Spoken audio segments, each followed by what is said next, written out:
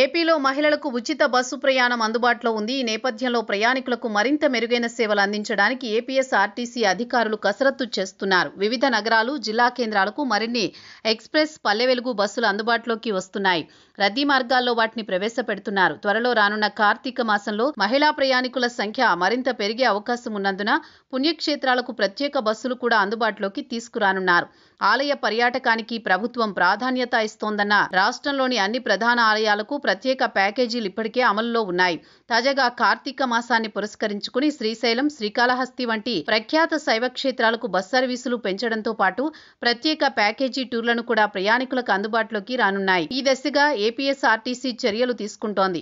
ఈ నెల 20న దీపావళి మరుసటి రోజు నుంచే కార్తీక మాసం ఆరంభమవుతుంది. దీన్ని దృష్టిలో పెట్టుకుని ఈ మాసం ముగిసేంత వరకు ప్రతి శని, ఆదివారాల్లో పంచారామ క్షేత్రాలకు ప్రత్యేక బస్సులు నడిపించనున్నారు ఆర్టీసీ అధికారులు. ఈ నెల 25న నవంబర్ 16వ తేదీ వరకు రాష్ట్రంలో వివిధ పట్టణాలు, జిల్లా కేంద్రాల నుంచి పంచారామాలకు బస్సులు నడుస్తాయి.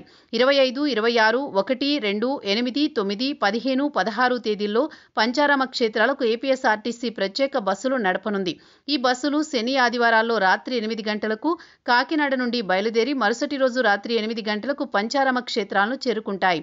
దర్శన అనంతరం మళ్లీ గమ్యస్థానానికి తిరుముఖం పడతాయి. అలాగే అయ్యప్ప స్వామి భక్తుల అవసరాల మేరకు రాష్ట్రంలోని అన్ని డిపోల నుంచి శబరిమలకు కూడా ప్రత్యేక బస్సులు నడిపించనున్నారు. దీనికి సంబంధించి ప్రణాళికను రీజియన్ల వారీగా రూపొందిస్తున్నారు.